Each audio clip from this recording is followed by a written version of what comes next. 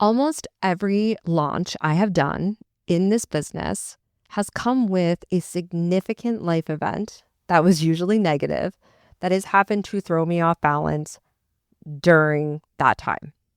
One time, my daughter was out of school for over 10 days, sick with something that nobody could figure out. During my last accelerator launch this past spring, I got a pretty serious health diagnosis that, to be honest, was pretty scary. But they caught it early and handled it right away, and I am fine. But I wasn't really fine in the middle of it while I was dealing with that uncertainty and trying to launch my program. And I was sitting with this uncertainty and trying to show up for my audience at the same time. And not only was it not easy, it didn't go great. But here's the thing. I ended up actually closing 6 of 8 spots for that launch and signing multiple one-to-one clients right after it from the content that went out during that time. But I knew that I wasn't doing the most. I was fully clear on that. I was doing the bare minimum, and it was working. And I was able to pull back during that launch because I had been showing up consistently before that moment. And I had been showing up consistently on the days when it wasn't comfortable, it wasn't convenient, and I most certainly did not want to. But it wasn't actually hard. And that is an incredibly important distinction that the last launch of Accelerator gave me, that I now could see that there were genuinely hard days that I would have to navigate in this business and pull back legitimately. Not completely out of the game. I still marketed, but not at the level I knew I needed to if I was really going to pull out all the stops. But the reps I actually did when I was not feeling my best but didn't tap out are what brought me the ability to step back when something real was happening in my life and I did need to genuinely take a beat. And that is what I want to talk about today, how you can build that capacity. This is the Six Figure Personal Stylist Podcast. I'm Nicole, and this is a show for personal stylists building world-class businesses and setting the standard in their industry. We're talking all things profitable growth, thought leadership, and real client transformation, because the best stylists don't just edit closets, they shape culture. Every summer, I tend to hear a version of the same conversation that then repeats again in late fall. Clients, prospects that I talk to say things like, it's been really slow, but I'm sure it will pick up again in the fall. And it often does. And I get why we think, oh, things are slow. The kids are home. A lot of clients are, traveling or they're away. And the rhythm of life during different seasons does genuinely shift. But here's what I also see. September comes, there's an uptick, and I hear from many of the same clients and stylists saying that the same thing's happening. It's slow. There's a downturn in their sales calls because they think it's the holidays, but then it's Q1 and everybody spent all their money. Then kids are back on spring break. And what does this pattern tell us? That there will always, always be a season that explains why now isn't the time to be consistent, to market your business, to learn the things you need to learn to figure out how your business is going to operate so that you don't have to wonder what it is that actually drives sales when you need them. And there's a real difference between a strategic pause and waiting for conditions that are never actually going to arrive, because most of us understand that the meme online about friendship is like, yeah, when things slow down again, we'll hang out, right? And then life never slows down. But we forget that in our business. And the truth is that a strategic pause or pulling back is a decision. But waiting for the conditions that are never going to arise is actually a habit that our brains get very comfortable with. And the pattern of waiting for the right conditions in order to do what you need to do to actually get the business to where you want it ends up having a lot of impact, but some of it is impact we don't always see up front. Of course, there's the revenue impact. You know what I mean? If you don't know how to market, or you don't know how to confidently talk about your offers as a stylist, if you don't know what gets your ideal client to actually buy, what you need to say to do that, there's a real cost to your revenue. But there's a deeper cost in the form of the data that you need in order to even get to that point. I know data is not the sexiest term, especially for my target audience, but I want you to think of it as just information. So every time you market, every time you send an email to your list that gets replies from people, every time you have a discovery call where somebody opens up and tells you where they are in their life, every time you show up on Instagram stories and you pose a question to your audience and they actually answer genuinely in your DMs, you are collecting information about what is going to work with your specific buyer to create the relationship and the conditions for them to buy. And you can't get that data unless you are in the conversation and in relationship with the people that you want to work with. And the truth is that I work with a lot of stylists who take off and are home with their kids in the summer or over the holidays or whenever, but they don't tap out. They just show up imperfectly.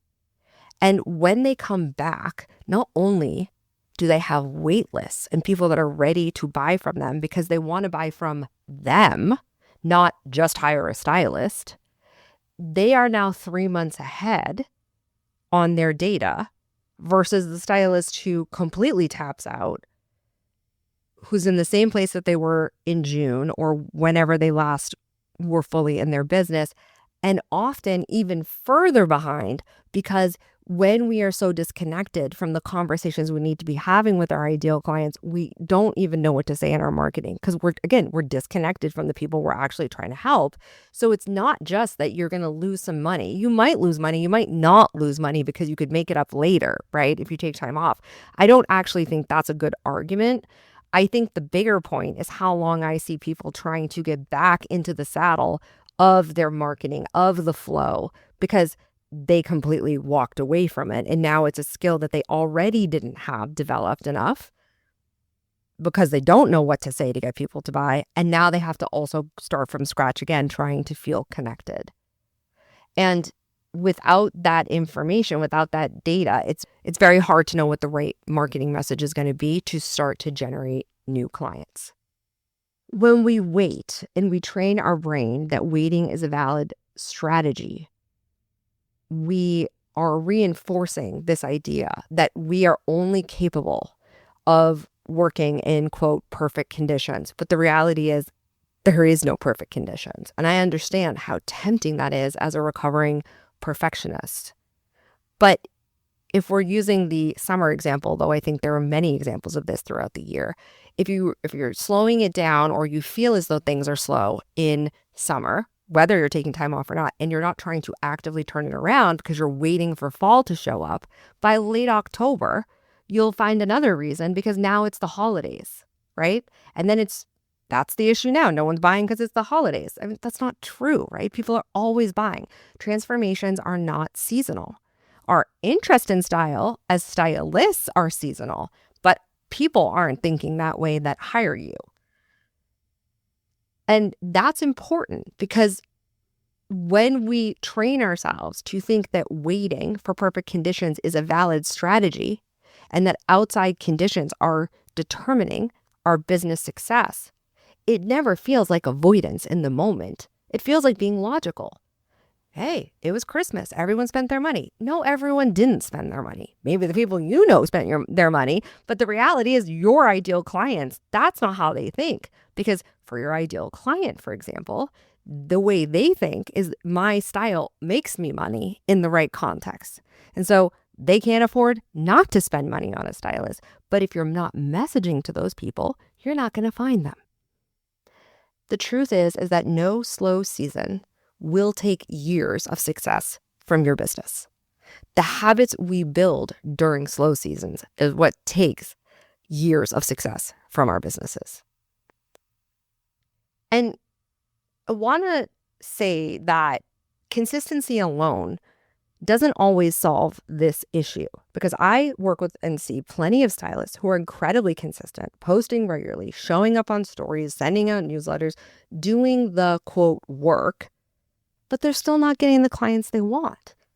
And what I actually see is that they're being consistent about the comfortable things, the safe things, the style tips, the seasonal hauls, the outfit ideas, the educational content, the things that feel like showing up without being fully seen as the expert they need to be seen as to move the business forward. Because the thing that converts clients isn't what you do. It's not how many rounds of shopping or how long the closet edit is. It is what changes in people's lives because of how you do it, how they walk into a room after you work together, how they see themselves differently, what becomes possible for them after they experience your process. But that's a hard thing for many stylists to say out loud or to write in a carousel, because saying it means you believe it. And believing it means that you then have to be responsible for it. And that responsibility often feels like the biggest risk of all to the people that I work with. But it's also the only thing that's going to make someone stop scrolling in the oversaturated, very loud world that we live in right now. The stylists who are not worrying about where their next clients are coming from, many of them are people that take off significant amount of time in their business, but they're not where they are in a position to not need to chase clients because they somehow got braver in some like general way, or because the conditions of their life just started to become easier, or because their clients aren't hard to reach at certain times of the year.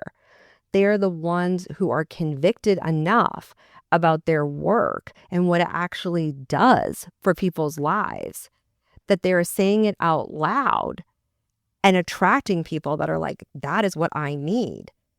And the more they do that, the more it's a reinforcing cycle. The more you are sold on your own abilities and services and the transformation you create, the more you attract people who will then be sold on it. And then they tell people, and it becomes a cycle. But you have to be bought in first, and you have to show up when it doesn't feel easy or convenient. It requires showing up on the uncomfortable days so that you don't have to show up on the genuinely hard ones, because you're gonna have them as a business owner. But just the uncomfortable ones, you gotta show up during those days, just like I did, because I had to bank that trust when my spring launch got hard because of unexpected health news. And what I didn't even realize at the time, but I can see now, is that I go into my launches kind of feeling like I'm starting from zero, even though I have a lot of data about what my clients, care about for those offers. They were built specifically to my clients, but I still kind of go in with fresh messaging. But my audience didn't go in starting from zero because of all the work I had put in before, because of all the trust I had built, irrespective of that actual offer. And the stylists who are really thriving despite all the same things everyone else is dealing with aren't operating from like an uninterrupted stretch of calm that's allowing them to generate that income. They also deal with kids that are sick, hard seasons, health scares. But what's different is the question that they ask themselves about their business. Most of the stylists who I work with who stay stuck, or people that come to me and are trying to figure out if they are ever going to get off the fence and actually invest and do what they need to do for their business, ask this question: what do I need to have in place before I can start? What are the conditions that are going to set me up for success? But that is the wrong question, because the clients I work with have a very specific pattern that don't chase clients. It's given what I already have going on right now, what am I willing to do to get where I want to go? Notice I said given what's actually going on right now. Not what has to be perfect, but what are the conditions that are going to need to actually work in, and how am I going to make this reasonable for myself? They have PMS and don't feel like showing up on the internet. They have marriage troubles. They have kids that are sick. Some of them have deal with things that are very chronically difficult. Kids that have ongoing disabilities. Parents who they are full-time caretakers for in other countries. But they take that into consideration and then they strategize accordingly. They don't wait for those things to go away. So here we are. Summer's wrapping up. And the window for many stylists who are waiting for the right conditions is about to open up. And so my question to you is, what did you find out about yourself the last time something hard happened in your life and you kept going anyways? Doesn't have to be a business thing. In fact, I encourage you to think about other life experiences that you've experienced that have been hard, because everyone listening has. And how did you get through it? What kind of strength did you borrow? Apply it to your business. It is not separate. Because the stylists who create momentum are not waiting for better seasons or better conditions. They are building it right now. Thanks for being here. I'll talk to you next time.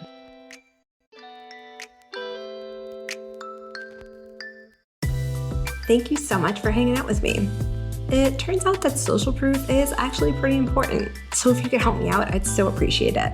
If you just had a quick free moment and could leave me a rating or review on the podcast app, that would be killer. And even better, if you wanted to share this episode on Instagram and tag me, that would totally make my day. And it would bring so much more awareness to the podcast and would help other stylists just like you who are looking to build lucrative styling business, because the better each of us does, the better all of us do.